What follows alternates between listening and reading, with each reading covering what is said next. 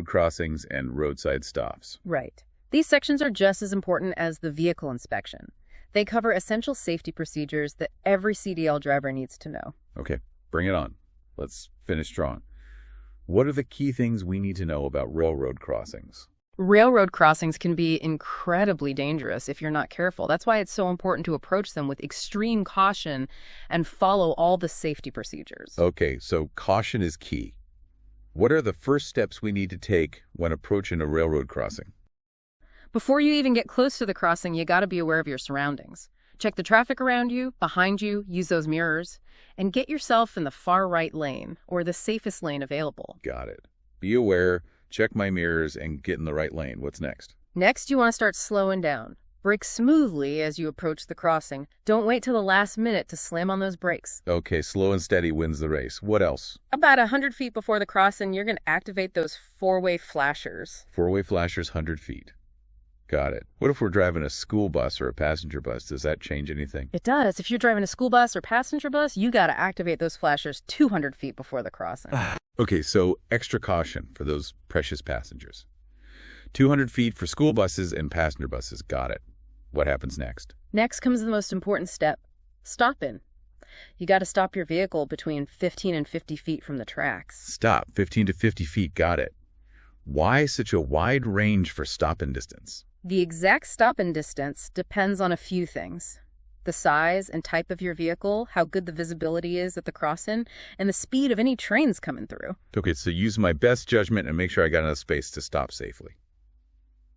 Got it. So we're stopped at the crossing. What happens next? Now it's time to engage all your senses.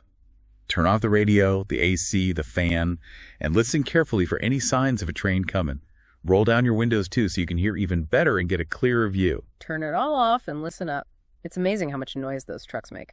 Okay, I'm all ears. What am I listening for? You're listening for the train horn, the rumble of the train on the tracks, anything that tells you a train's coming. Got it. So we're looking and listening for any signs of danger. What else do we need to check before we proceed? You got to check for clearance on the other side of those tracks. Make sure there's enough room for your whole vehicle to clear the crossing without having to stop on the other side. Clearance check. Got it. Don't want to get stuck on the tracks.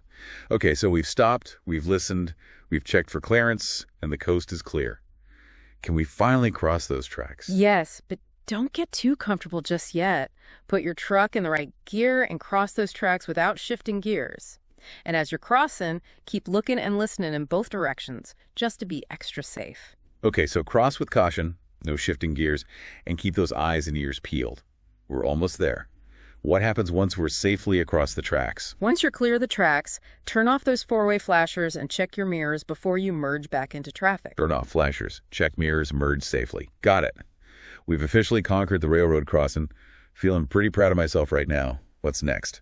The last section we'll cover is the roadside stop. This is a maneuver you'll probably have to do during your CDL skills test. Roadside stop, bring it on. I'm ready to show off my parking skills. What are the key things we need to know about this maneuver? Roadside stops.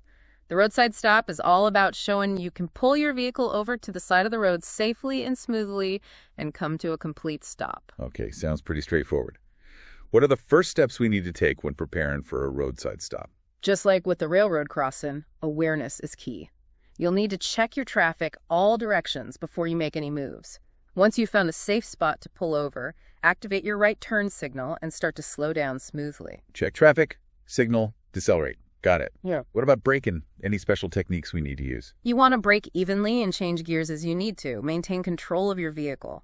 The goal is to come to a complete stop, no coasting. Okay, smooth braking, no coasting. Got it. So we've come to a complete stop. What happens next? Once you're stopped, make sure your vehicle is parallel to the curb or shoulder of the road, safely out of the flow of traffic. Okay, what else do we need to do once we're stopped? Make sure you're not blocking any driveways, fire hydrants, intersections, signs, anything that could get in the way of traffic. Then, cancel your right turn signal and turn on those four-way emergency flashers. Turn off the signal, turn on flashers. Got it.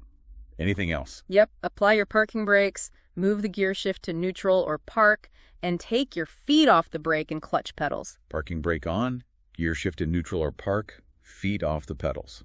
Yep. Got it. Now what? Do we just sit here and admire our perfect parking job? Not quite. You'll wait for further instructions from your examiner. When they tell you to start driving again, you'll follow the right procedures for pulling back into traffic. Okay, so we're not done yet. What are the steps for safely merging back into traffic? First, you got to check your traffic and mirrors again, all directions. Then, put your vehicle in gear, release the parking brakes, and turn off those four-way flashers. Check traffic, gear, brakes, flashers. Got it. What's next? Next, you're going to activate your left turn signal, and when traffic allows, pull straight ahead and merge smoothly back into traffic. Signal, check traffic, merge. Got it. Any other tips we need to keep in mind when merging? Yep. A couple of important things. Don't turn the wheel before your vehicle starts moving, and make sure to check traffic from all directions, especially to the left. Okay, so no premature steering and keep an eye out for traffic. Got it. We're back in the flow of traffic. What's the final step? Once your vehicle is safely back in the flow of traffic, cancel your left turn signal, and that's it. You've successfully completed the roadside stop maneuver. Woo! We're officially roadside stop superstars. I'm feeling so much more confident about my CDL skills test now. This study guide might seem like a dry read, but it's packed with so much good info that'll keep us safe on the road. Exactly. And remember, a thorough vehicle inspection isn't just about acing your CDL test. It's about building good habits that will stay with you throughout your driving career. Well said. So to all our listeners out there, keep studying, keep practicing, and never be afraid to ask questions. And with that, we're going to wrap up part 2 of this deep dive.